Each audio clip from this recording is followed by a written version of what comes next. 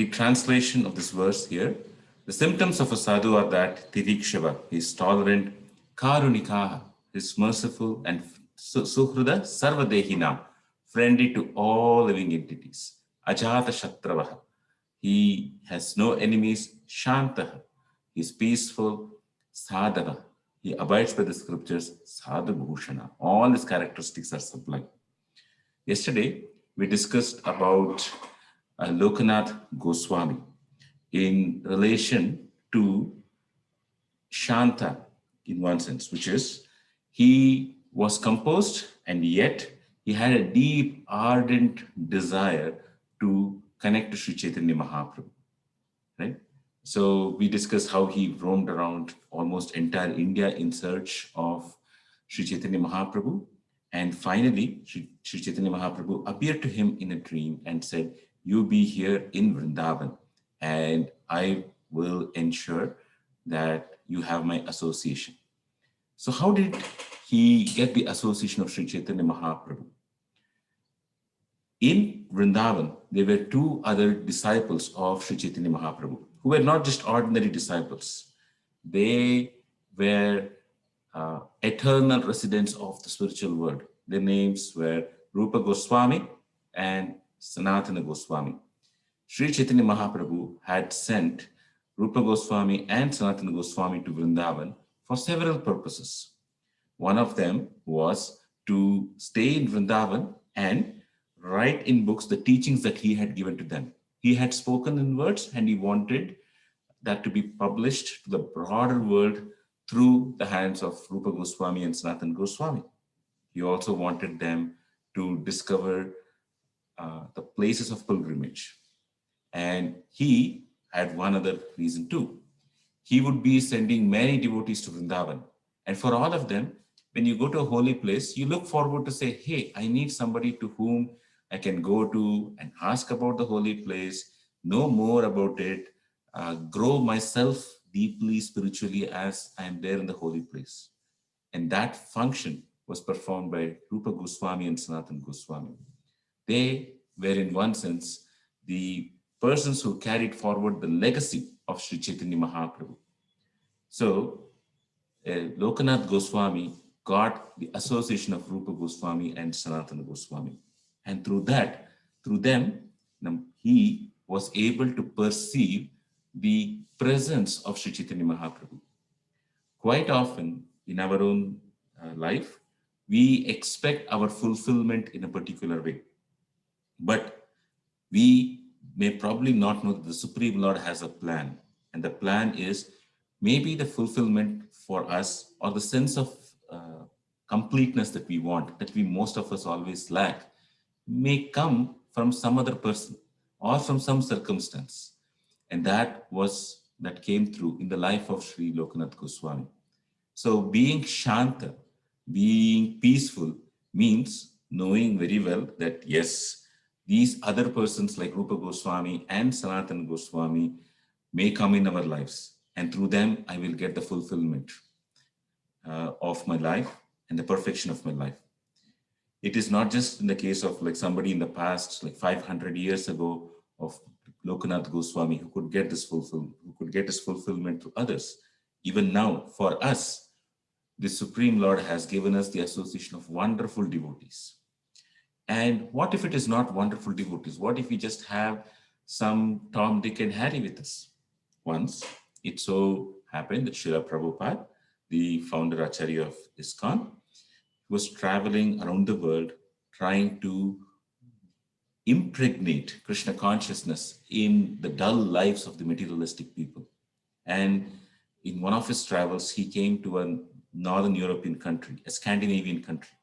I'm forgetting what is the name of that country, but it was a Northern European country, maybe Netherlands, I guess. But, I mean, Netherlands is fully not north. And over there, he was speaking to many students. And over a period of time, it so happened that some of his students came to a level called where they can take up Diksha. Diksha also means initiation. Initiation means now the student is formally a disciple of a guru. And he vows that for the rest of my life, I am going to chant at least 16 rounds every day. I would not eat meat. I would not indulge in gambling, no intoxication, no illicit sex, etc. So it's a life of commitment. It means that the person prior to initiation has already practiced for some time, for at least 6 months to 1 year. He was able to sustain himself, and he feels that he would like to go deeper. And through the process of this initiation, the spiritual master actually, in one sense, takes away all the previous sinful activities, and all of them are burnt. And now it's a clean slate from which one can develop one's love of Godhead. So that is initiation. And Srila Prabhupada was giving Diksha or Harinam Diksha to some of the candidates there. It so happened that the devotees called all the reporters, because nobody had seen something like a Diksha in the Western world in the 1970s. So what would this Diksha be like? There would be a fire sacrifice, and then Srila Prabhupada would take some beads. He would chant the Hare Krishna Mahamantra 108 times on the beads, and after chanting, he would give it to the people or the students who want to continue this lifelong practice of chanting the holy name. So he had his disciples, the press photographers were there. It was a videographer ceremony. Everybody was trying to find out what this initiation ceremony is like. And Srila Prabhupada had asked his disciples in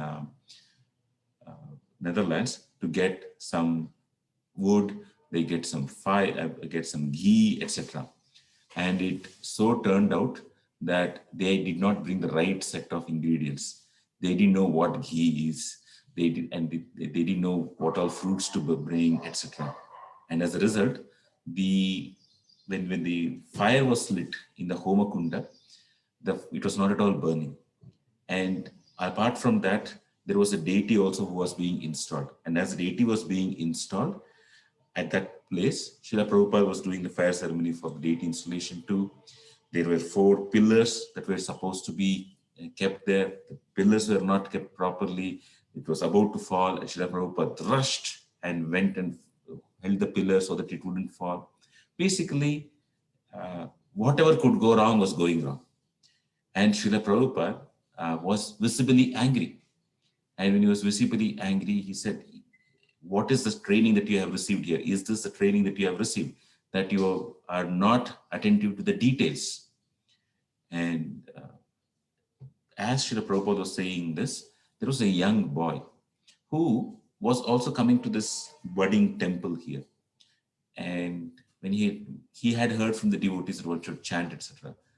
So he didn't realize who Srila Prabhupada or his greatness is. So Srila Prabhupada, as he was instructing his disciples, what is this that you're doing, etc. He was in one sense visibly angry. This young boy told Srila Prabhupada, please don't be angry. You should just chant Hare Krishna and everything will be fine. Srila Prabhupada looked at him and said, yes, you are right. He took his bead back, he took his beads and started chanting the Hare Krishna Mahamantra. This is what is called the Titikshava and Shanta. He was tolerant. In our life, if we have somebody correcting us, we think, or like a young child correcting us, we would think, this child doesn't know anything and he has the audacity to correct me. And here was Srila Prabhupada, who had made a visible difference in the lives of people around, who, when he was chanting, he was in states of ecstasy. Most of us are not in that. We struggle to control our mind.